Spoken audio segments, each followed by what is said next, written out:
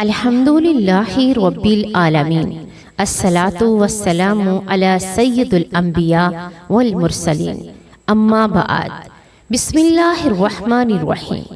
السلام علیکم ورحمۃ اللہ وبرکاتہ۔ پیارے ناظرین، آج کی اس ویڈیو میں ہم آپ کے ساتھ ایک ایسا وظیفہ شیئر کرنے جا رہے ہیں جو آپ ربیع الاول کے مہینہ میں کریں تو اللہ تبارک و تعالیٰ آپ کے رزق میں برکت، دولت میں برکت، صحت میں برکت عطا فرمائیں گے اور آپ کی ہر بیماری کو دور کر دیں گے اور اللہ آپ کی عبادت کو کئی گنا ثواب میں بدل دیں گے۔ اس کے ساتھ ساتھ اصحابہ اکرام کے اور حضور پاک صلی اللہ علیہ وآلہ وسلم کے چند واقعات جو ربیع الاول کے مہینہ کے ساتھ منسوب ہیں شیئر کیے جائیں گے، تو وظیفہ کو جاننے کے لیے ویڈیو کو اینڈ تک ضرور دیکھیے گا۔ پیارے ناظرین، تمام تعریفیں اس اللہ رب العزت کے لیے ہیں جس نے ہمیں ایمان کی دولت عطا فرمائی، اور بے شمار درود السلام ہو سید عالم، نور مجسم، شفیع امت حضرت محمد مصطفیٰ صلی اللہ علیہ وآلہ وسلم پر۔ تمام تعریفیں اس اللہ کے لیے ہیں جس نے ہمیں اسلام کی دولت عطا فرمائی اور ہمیں ان مہینوں کے ذریعے اپنی رحمتوں سے نوازا۔ قرآن پاک میں ارشاد ہوتا ہے، ان عدت الشہور عند اللہ اثنا عشر شہرا فی کتاب اللہ، سورۃ توبہ آیت نمبر 36۔ بے شک اللہ کے نزدیک مہینوں کی گنتی 12 ہے، اسی دن سے جب آسمان زمین کو پیدا فرمایا۔ اسلامی سال کے 12 مہینے ہیں اور ہر مہینہ اپنی منفرد اہمیت رکھتا ہے۔ نمبر 1، محرم الحرام، شہادت و صبر کا مہینہ۔ صفر المظفر، آزمائشوں کا مہینہ۔ ربیع الاول، رحمت و برکت کا مہینہ۔ ربیع الثانی، عبادات کا مہینہ۔ جمادی الاول، نصرت و کامیابی کا مہینہ۔ جمادی الثانی، خیر و برکت کا مہینہ۔ رجب المرجب، معراج کا مہینہ۔ شعبان المعظم، درود و مغفرت کا مہینہ۔ رمضان المبارک، قرآن اور روزوں کا مہینہ۔ شوال المکرم، خوشی اور شکر کا مہینہ۔ ذی العقد، سکون عبادت کا مہینہ۔ ذو الحجہ، قربانی حج کا مہینہ۔ ان 12 مہینوں میں ربیع الاول کو یہ شرف حاصل ہے کہ اس میں اللہ کے محبوب نبی صلی اللہ علیہ وآلہ وسلم دنیا میں تشریف لائے۔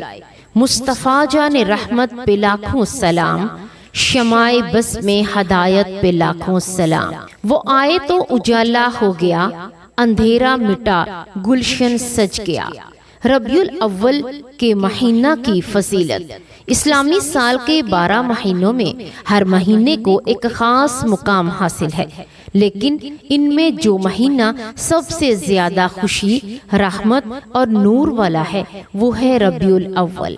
ربیع الاول کی اہمیت اس لیے ہے کہ اس مہینے میں رحمت للعالمین حضرت محمد مصطفیٰ صلی اللہ علیہ وآلہ وسلم کی ولادت باسعادت ہوئی۔ آپ کی آمد سے دنیا کی تاریکیاں ختم ہوئیں اور نور ہدایت پھیل گیا۔ قرآن پاک میں اللہ تبارک و تعالیٰ فرماتا ہے، وما ارسلناک الا رحمت للعالمین، سورۃ الانبیاء آیت نمبر 107۔ یعنی اور اے نبی مکرم صلی اللہ علیہ وآلہ وسلم، ہم نے آپ کو نہیں بھیجا مگر تمام جہانوں کے لیے رحمت بنا کر۔ یہ آیت واضح کرتی ہے کہ نبی کریم صلی اللہ علیہ وآلہ وسلم کی آمد کائنات کے لیے سراسر رحمت ہے۔ ان 12 مہینوں میں سب کا اپنا مقام ہے، لیکن ربیع الاول کا مہینہ اس لیے خاص ہے کہ اس مہینے میں ہمارے پیارے نبی حضرت محمد صلی اللہ علیہ وآلہ وسلم دنیا میں تشریف لائے۔ ہر مہینہ اپنی ایک الگ فضیلت رکھتا ہے،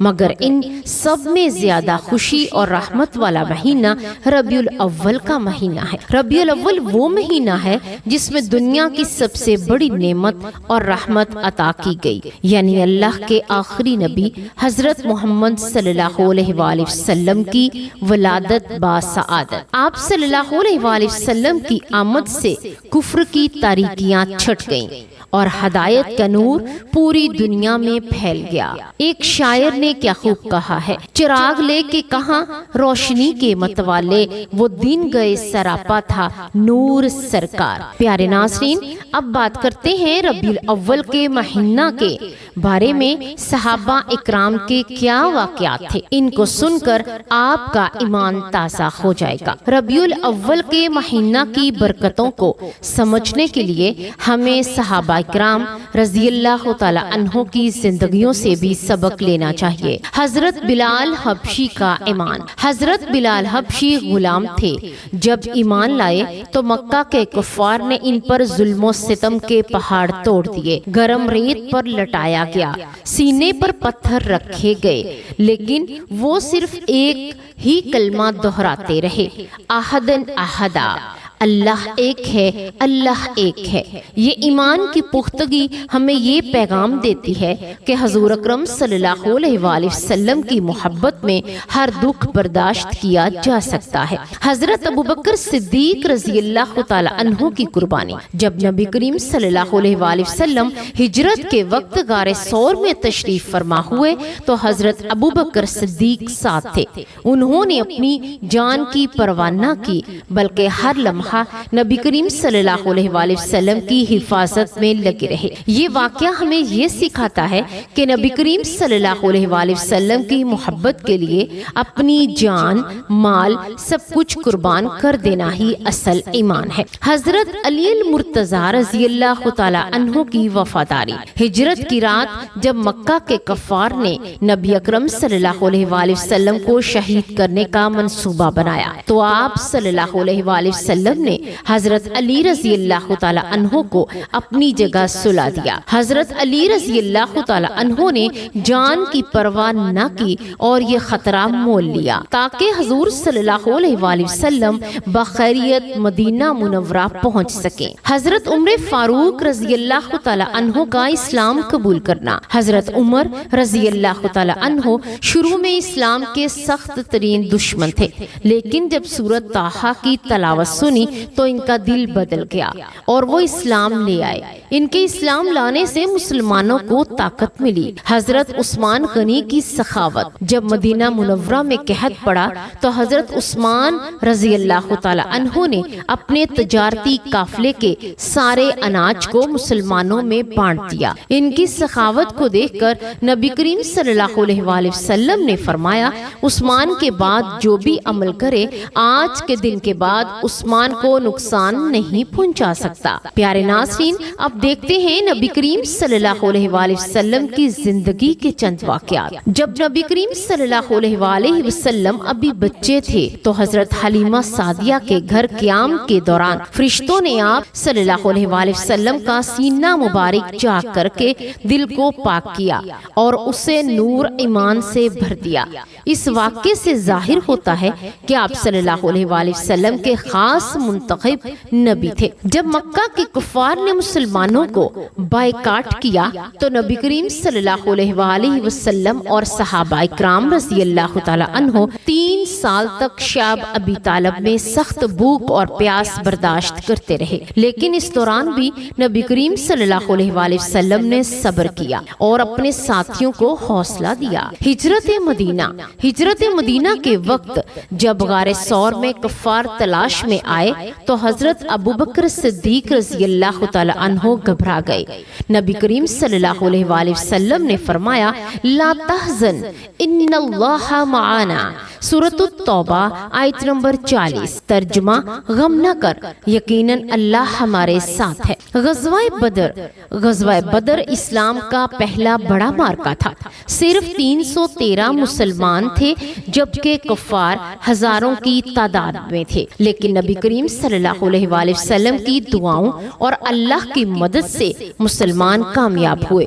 یہ معرکہ ایمان، دعا، صبر کی عظیم مثال ہے۔ فتح مکہ، جب آپ صلی اللہ علیہ وآلہ وسلم فاتحہ بن کر مکہ میں داخل ہوئے تو بدلہ لینے کی بجائے سب کو معاف کر دیا۔ آپ نے فرمایا جاؤ تم سب آزاد ہو۔ پیارے ناظرین، اب بات کرتے ہیں اس وظیفہ کے بارے میں جو وظیفہ اس ربیع الاول کے مہینے میں جو شخص بھی دل سے کرے گا اللہ تبارک و تعالی اس کی ہر مراد کو پورا کرے گا۔ پیارے نبی صلی اللہ علیہ وآلہ وسلم نے فرمایا ربیع الاول کا چاند دیکھنے کے بعد زیادہ سے زیادہ درود شریف پڑھنا چاہیے، کیونکہ یہ مہینہ درود السلام کا ہے۔ جو شخص روزانہ 300 مرتبہ درود پاک پڑھتا ہے اللہ تعالیٰ اس پر اپنی خاص رحمت نازل فرما دیتا ہے۔ اس کے گھر میں سکون آتا ہے اور رزق میں برکت ہوتی ہے، بیماریوں سے حفاظت ملتی ہے۔ قیامت کے دن شفاعت رسول صلی اللہ علیہ وآلہ وسلم بھی نصیب ہوگی۔ پیارے ناظرین، سب سے افضل درود درود ابراہیمی ہے جو ہم نماز میں پڑھتے ہیں، لیکن آپ کوئی بھی چھوٹا سا بھی درود پڑھ سکتے ہیں۔ آپ دل سے پورے یقین کامل کے ساتھ روزانہ 300 مرتبہ یہ درود پاک پڑھیں تو اللہ تبارک و تعالی آپ کی دعا کو ضرور قبول فرمائے گا۔ اے اللہ، ہمارے اپنے نبی صلی اللہ علیہ وآلہ وسلم کی محبت عطا فرما۔ اے اللہ، ہمیں ان کی سنتوں پر چلنے کی توفیق دے۔ اے اللہ، ہمارے گھروں میں رحمتیں، برکتیں اور سکون عطا فرما۔ اے اللہ، ہماری اولاد کو نیک اور صالحہ بنا۔ اے اللہ، امت مسلمہ کو اتحاد اور کامیابی نصیب فرما۔ یا اللہ، ہمیں دنیا اور آخرت میں نبی صلی اللہ علیہ وآلہ وسلم کی شفاعت نصیب فرما۔